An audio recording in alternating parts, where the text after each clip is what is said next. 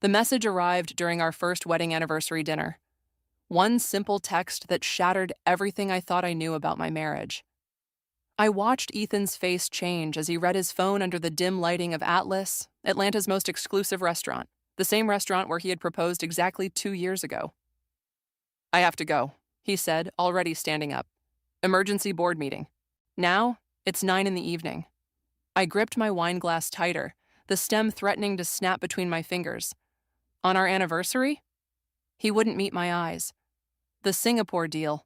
You know how crucial this is for the company. Of course I knew. Turner Technologies had been chasing this merger for months, but tonight was supposed to be different. Special. "You promised, Ethan. No work tonight. Kylie, please." His voice carried that edge of condescension he used when he thought I was being unreasonable. "We'll celebrate properly next weekend. I'll take you anywhere you want." I watched him adjust his tie, noticed how his fingers trembled slightly. In 15 months of marriage, I'd never seen his hands shake. "At least let me drive you," I offered, reaching for my purse. "No need. Car's already waiting." He dropped a quick kiss on my forehead. "Don't wait up." The maitre d' materialized with Ethan's coat, too quickly for it to have been a spontaneous departure. This had been planned. I sat alone at our table, staring at his half-finished Wagyu steak and the champagne he hadn't touched. The anniversary gift in my purse suddenly felt foolish, a handmade album chronicling our first year together. My phone buzzed. Unknown number. "Your husband isn't at any board meeting. Ask him about Sophia Hayes." I read the message 3 times, each word burning deeper into my mind. Sophia Hayes. The name wasn't entirely unfamiliar. She was Ethan's new business partner, brought in 6 months ago to help with international expansion. "Is everything all right, madam?" The waiter hovered nearby, concern etched on his face. "Yes, I gestured vaguely at the table. "Could you pack this up?" My hands were steady as I gathered my things, signed the check, accepted the carefully packaged leftovers. Outside, the valet brought my car around. I sat behind the wheel, not starting the engine. Another text arrived, this time with an attachment. The photo showed Ethan entering the St. Regis, Sophia Hayes' slim figure preceding him through the revolving doors. The timestamp read 9:17 p.m., 7 minutes ago. I zoomed in on his face. He was smiling. Not the practiced corporate smile he wore at business functions, but the real one, the one I thought belonged to me. My phone rang. Mia's name flashed on the screen. "Hey, how's the anniversary dinner going?" Her voice was bright, excited. "It's not." I surprised myself with how calm I sounded. "Ethan had an emergency board meeting." "What? On your anniversary? That's bull." "He's at the St. Regis." I cut her off. "With Sophia Hayes." Silence stretched between us. Then, "I'm coming over. Don't do anything stupid before I get there." "I'm fine," I said, starting the car. "Really, I just need to think." "Kylie." Mia's voice turned sharp. "Promise me you won't confront him tonight. Not until we figure this out." I watched another couple exit Atlas, laughing, wrapped up in each other. The woman wore red, like me. The man had his arm around her waist, protective, proud. "I promise," I lied, pulling into traffic. "I'm heading home now." I ended the call and typed the St. Regis into my GPS, 15 minutes away. Traffic was light. The second anonymous text arrived as I waited at a red light. "There's more you need to know, much more. When you're ready to hear it, call this number." I saved the contact under truth and pressed harder on the accelerator. The city lights blurred around me as I drove toward the hotel where my husband was betraying everything we'd built together. Some anniversaries mark beginnings, others mark endings.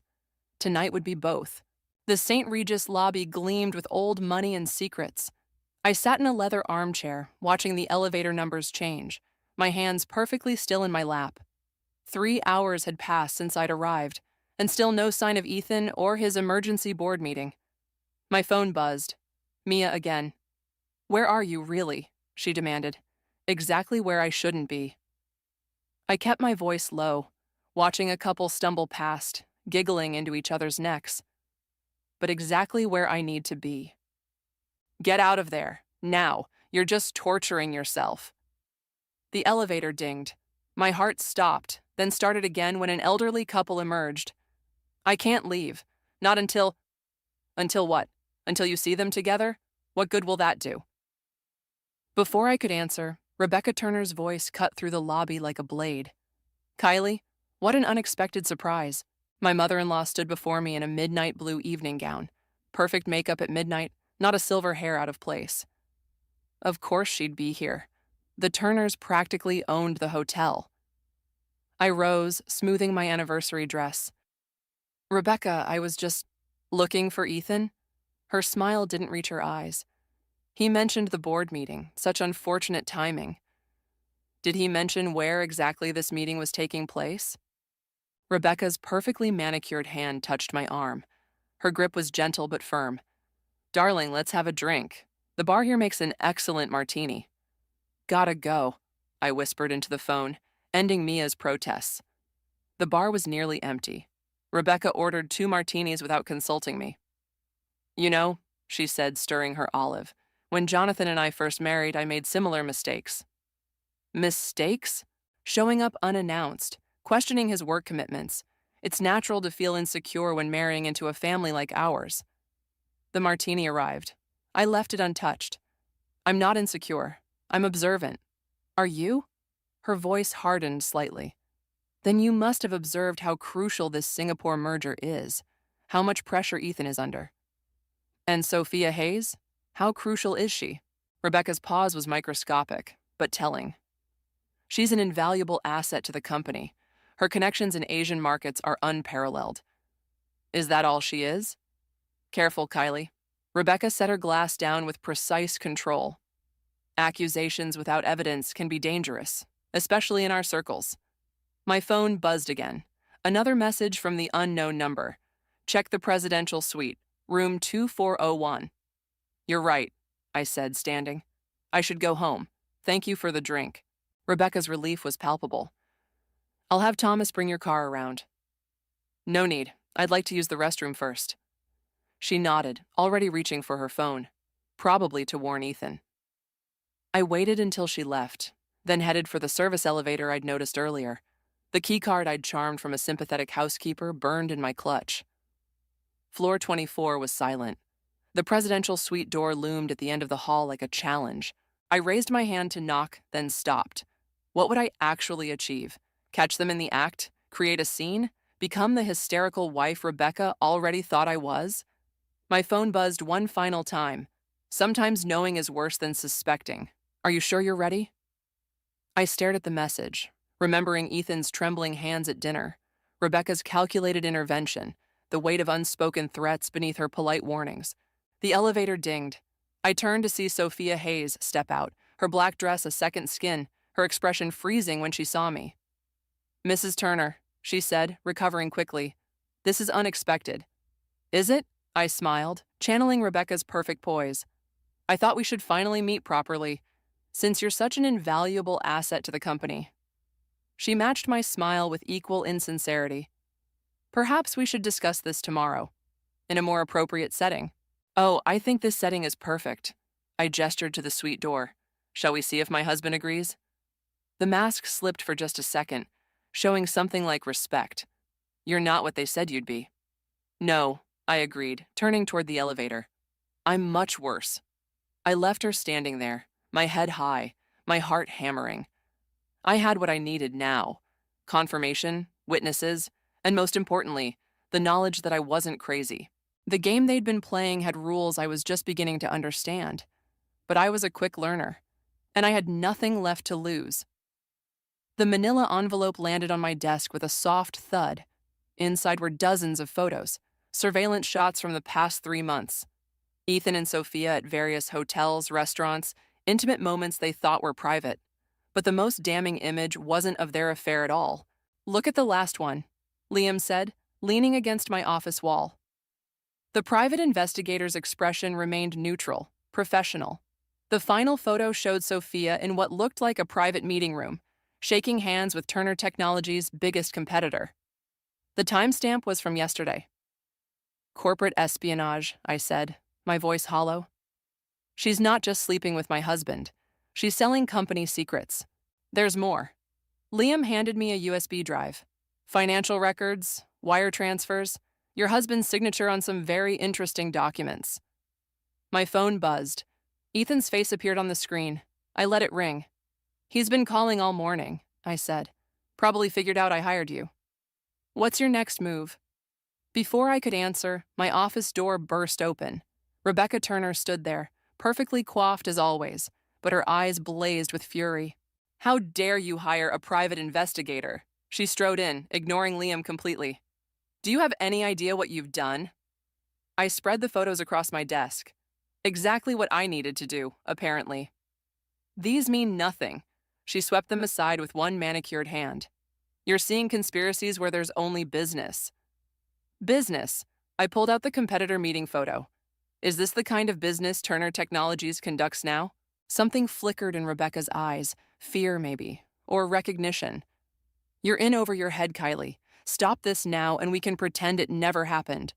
"Like you're pretending Sophia isn't destroying your company from the inside out?" "You don't understand." "I understand perfectly." I stood up, matching her height in my heels. "The question is, does Jonathan know what his precious son and his new partner are doing to his legacy?" Rebecca's face went white. "Leave Jonathan out of this." "Why? Because he's sick? Because the stress might kill him?" I leaned forward. "Or because he'd actually do something about it?" The slap caught me off guard. The sting spread across my cheek as Rebecca stared at her own hand in horror. "Mrs. Turner," Liam stepped forward, his voice carrying a warning. "It's fine," I said, never breaking eye contact with my mother-in-law. Rebecca was just leaving. She gathered herself, straightening her designer jacket. "Think very carefully about your next move, Kylie. Some wars aren't worth fighting." After she left, Liam whistled low. "Well, that confirms it. They're scared." My phone buzzed again. This time, a text from Ethan. "We need to talk. Please, I can explain everything." Another message followed immediately. "Don't show those photos to anyone. You don't understand what's at stake." "What's your professional opinion?" I asked Liam, touching my stinging cheek. "Professionally? Take the evidence to the board. Let them handle it." He paused. "Personally? There's something bigger going on here. The way they're reacting. This goes deeper than an affair." My computer pinged. A new email from the anonymous source who'd first tipped me off about Sophia. "Ready for the real story? Meet me at the Botanical Gardens. 3 p.m., come alone." "Could be a trap," Liam said, reading over my shoulder. "Could be answers." I gathered the photos, securing them in my safe. "Sometimes you have to walk into the trap to spring it." "Want me to follow at a distance?" I shook my head. "No, but stay close to your phone. If I'm not out by 4 p.m., release everything we have to the board. And if they try to bury it, then release it to every media outlet in Atlanta." I grabbed my coat. "The Turners aren't the only ones who know how to play hardball." My phone buzzed one final time. "Sophia, you're making a mistake. Some secrets are kept secret for a reason." I deleted the message without responding. They were all so concerned about protecting their secrets, their legacy, their precious company. None of them had stopped to consider that maybe I had secrets of my own. Maybe it was time they learned what happened when you underestimated the woman they'd welcomed into their perfect family. After all, the best revenge isn't served cold. It's served exactly when they least expect it. The Botanical Gardens felt too peaceful for the conversation I was about to have. My anonymous source had chosen the orchid room, humid, private, filled with rare blooms that probably cost more than my car. I recognized Jonathan Turner immediately, sitting alone on a marble bench. My father-in-law looked smaller than I remembered, frailer. The company's official story was that he'd stepped down due to health issues.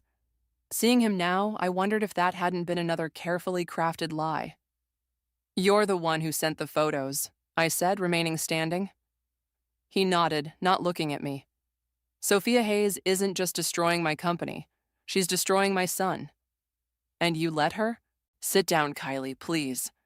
His hands trembled slightly as he patted the space beside him. "There are things you need to understand."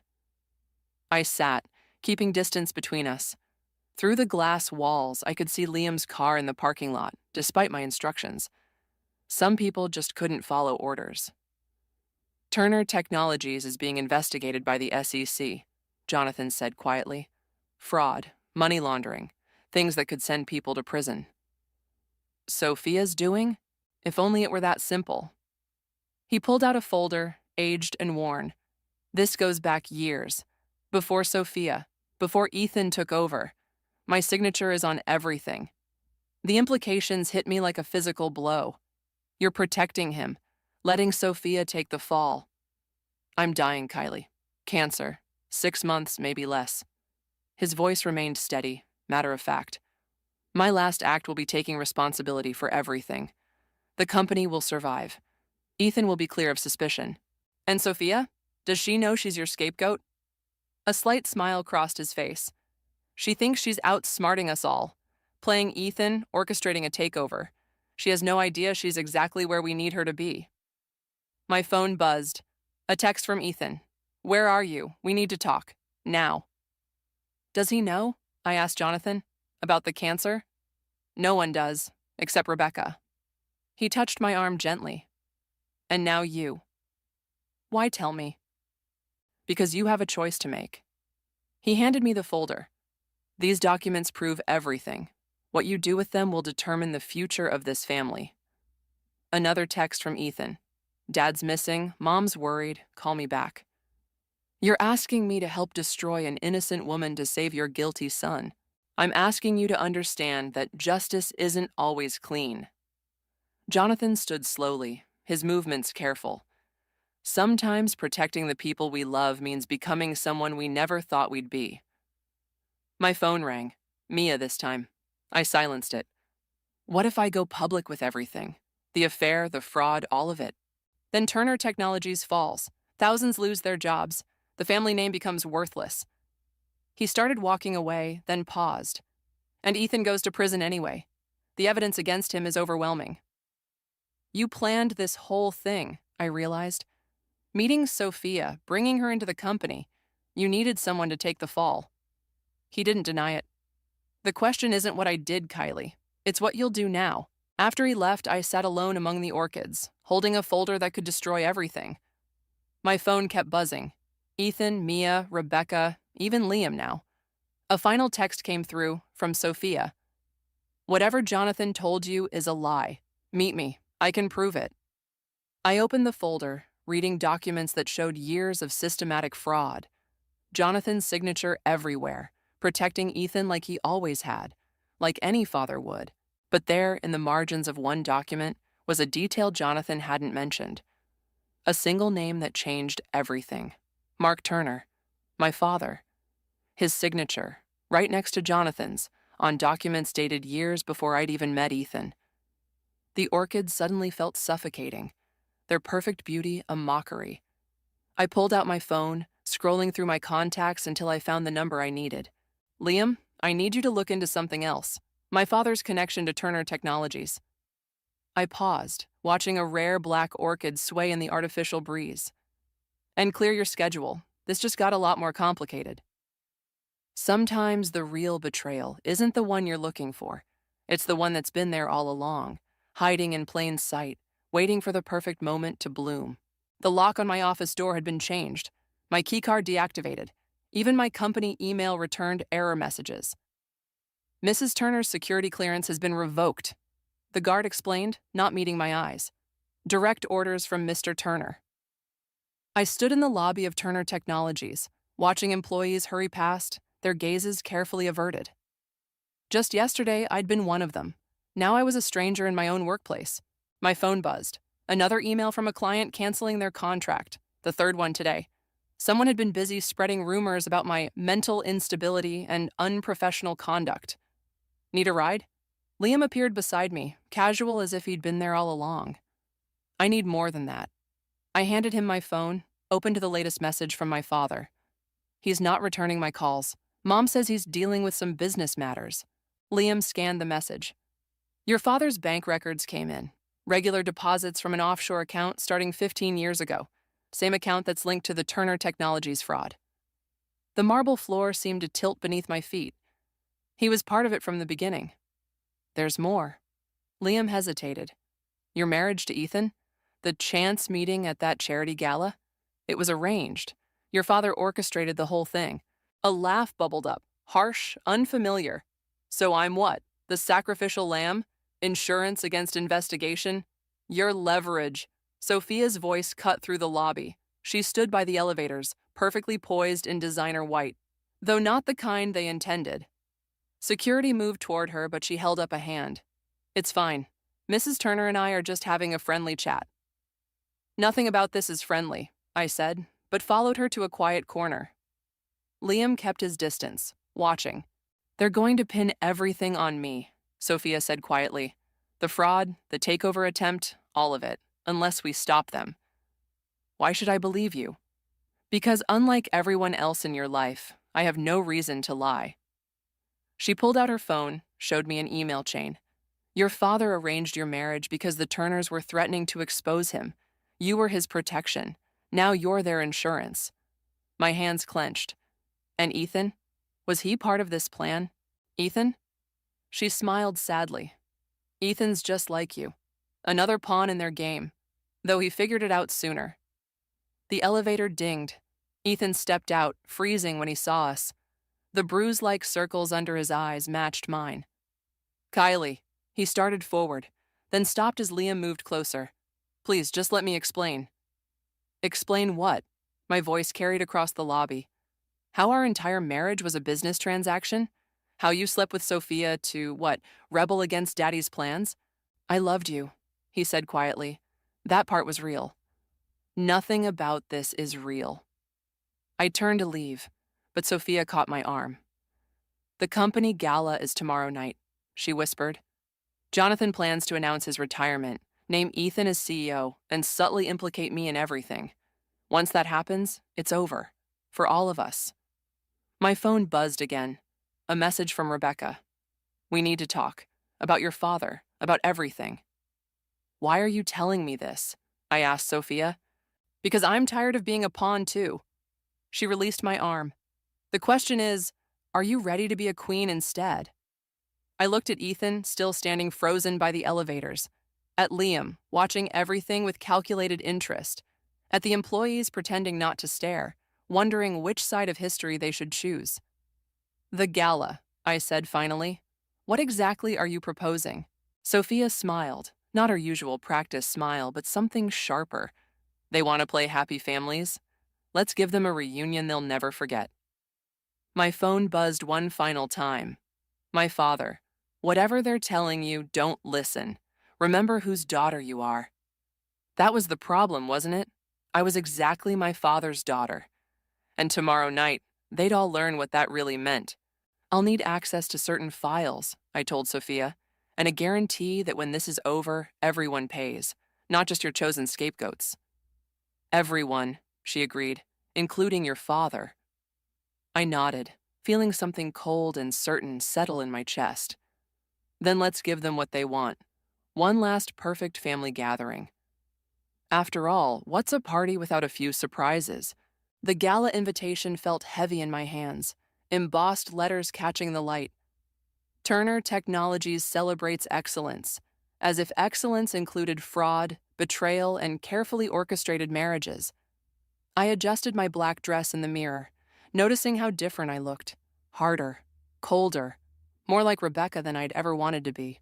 "Everything's in place," Liam said through my earpiece. "Thumb drives loaded with the evidence. Just needs to be connected to their presentation system." "And my father?" "Arrived 10 minutes ago. He's with Jonathan Turner in the private lounge." Of course he was. Conspirators to the end. The St. Regis ballroom glittered with wealth and pretense. Sophia stood near the stage in deep red, playing her part perfectly.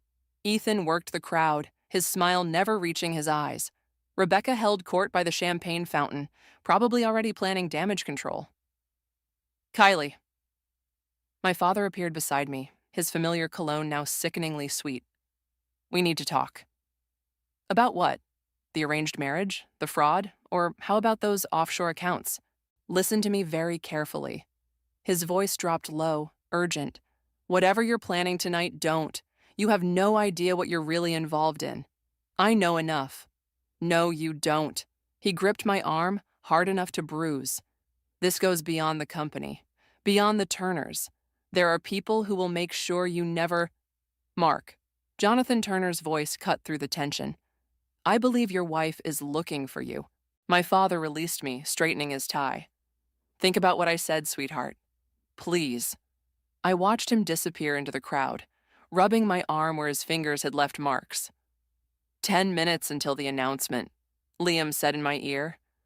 I moved toward the tech booth, champagne glass in hand, playing the part of the dutiful wife. Almost there. Going somewhere? Rebecca blocked my path, steel beneath her smile. The family's sitting up front for the announcement. Together.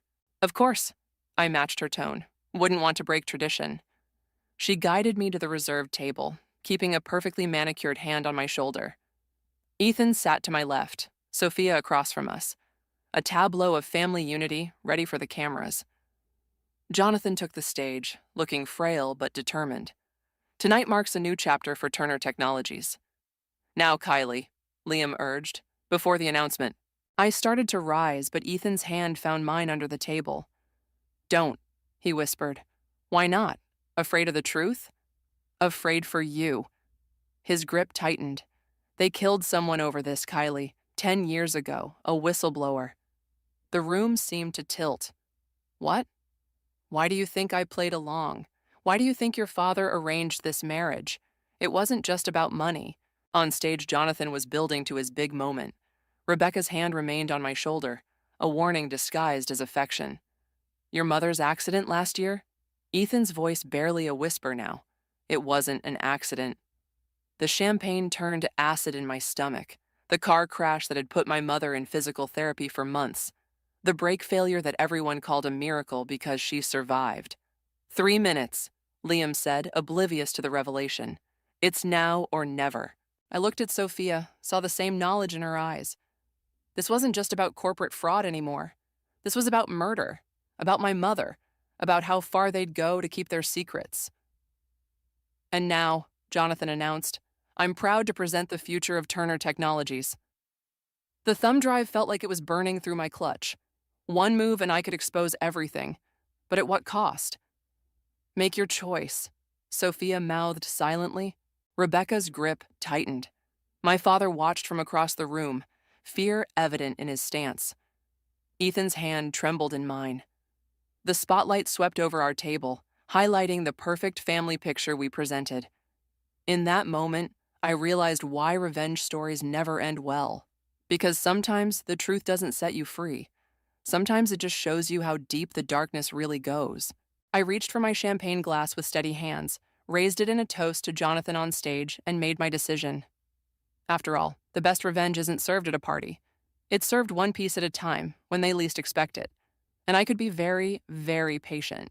3 weeks after the gala, I walked into Turner Technologies carrying nothing but a USB drive and 15 years of buried secrets. The security guard nodded me through, my clearance mysteriously restored yesterday after an administrative error. The boardroom was already full. Jonathan Turner sat at the head, looking more ghost than CEO. Ethan and Rebecca flanked him like royal guards. My father occupied his usual seat, fingers drumming an anxious rhythm on the mahogany table. Sophia's chair remained conspicuously empty. Mrs. Turner? Jonathan gestured to the vacant seat. Thank you for accepting our invitation. I remained standing. Interesting timing, right after Sophia's unfortunate accident. The room temperature seemed to drop. Sophia's car crash had made headlines, brake failure just like my mother's. Except Sophia hadn't survived. A tragedy, Rebecca murmured. We're all devastated. Are we? I connected my drive to the presentation system.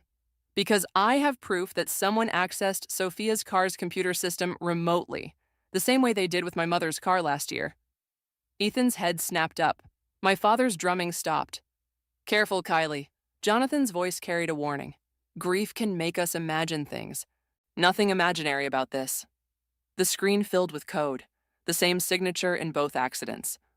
Or about the whistleblower's death 10 years ago, or the offshore accounts, or my arranged marriage. That's enough. Rebecca stood, reaching for the remote. Sit down, Rebecca. The command came from Ethan, surprising everyone. Let her finish. I pulled up more documents, years of evidence Sophia had helped me compile before they killed her. You were right about one thing. I didn't understand what I was involved in. But Sophia did. She left me everything. Sophia was unstable, my father interjected.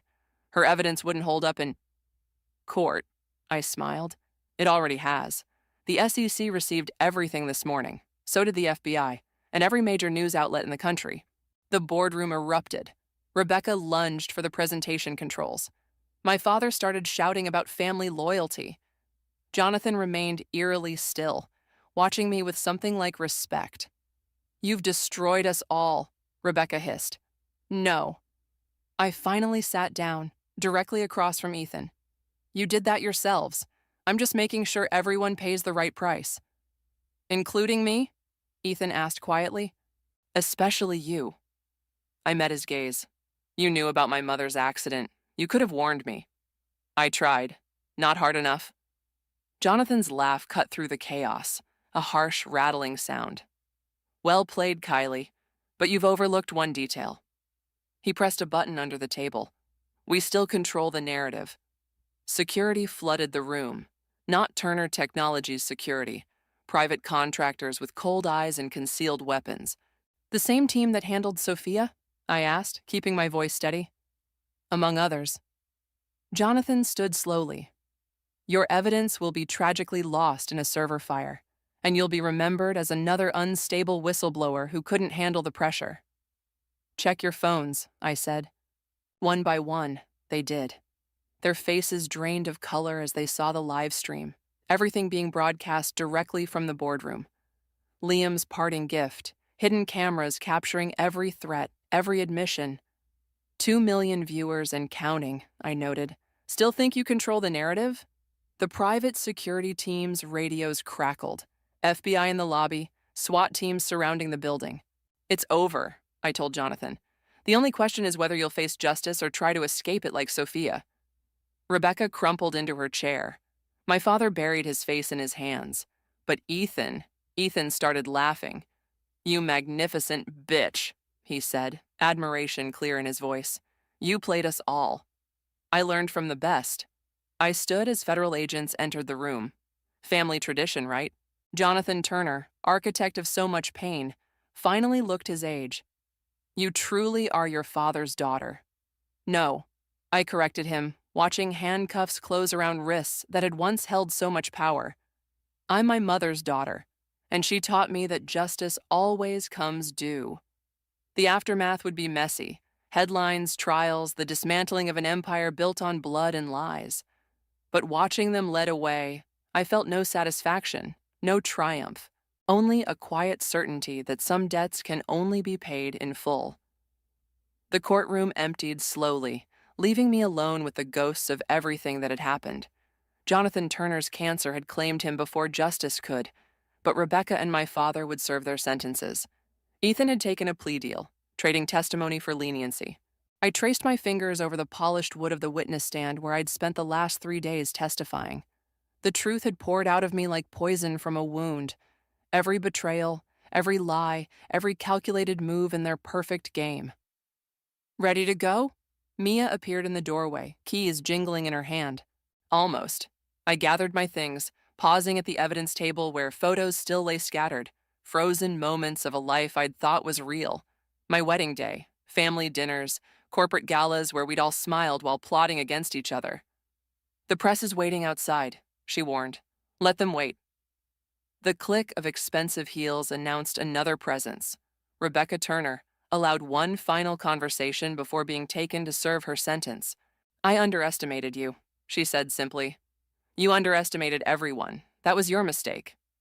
She nodded, perfectly coiffed even in defeat. "Jonathan wanted you to have this." She placed an envelope on the table. "He wrote it before. I don't want anything from him. It's not what you think." She straightened her designer jacket, her last act of dignity before prison. "Sometimes the greatest revenge isn't destroying your enemies, it's understanding them." She left without another word, head high until the end. The envelope felt heavy in my hands. Inside was a single photograph, Jonathan and my father as young men, standing in front of a startup company's logo. Their company before Turner Technologies existed, before greed and power had corrupted everything they touched. My phone buzzed. "Ethan, I meant what I said, about loving you." I deleted the message without responding. some lies we choose to believe, and some truths we choose to forget. Your mother's waiting, Mia reminded me gently. Mom had recovered fully from her accident, stronger now that she knew the truth. She divorced my father the day after his arrest, reclaiming her maiden name and her independence. Outside the courthouse, reporters surged forward with questions about justice, revenge, family loyalty. I pushed past them toward my mother's waiting car, but stopped at the sight of Liam standing by his vehicle. One last piece of evidence came in, he said, holding out a final USB drive. About Sophia's death. Turns out she knew it was coming. Left instructions about what to do with her shares in the company. Let me guess, she left them to me? He nodded. Controlling interest. The board's waiting for your decision about the company's future. I took the drive, feeling its weight, not just data, but responsibility, power, the very things that had corrupted the Turners. You know what the difference is between justice and revenge? I asked him. What's that? Justice changes things. Revenge just continues the cycle. I dropped the drive into the fountain outside the courthouse, watching it sink to the bottom. The reporters' cameras clicked frantically, capturing the moment Turner Technologies' fate changed forever. What now? Mia asked as we reached my mother's car. I looked back at the courthouse one last time. Rebecca being led away in handcuffs. Ethan standing alone, watching me through the crowd. The empire of lies crumbling behind them.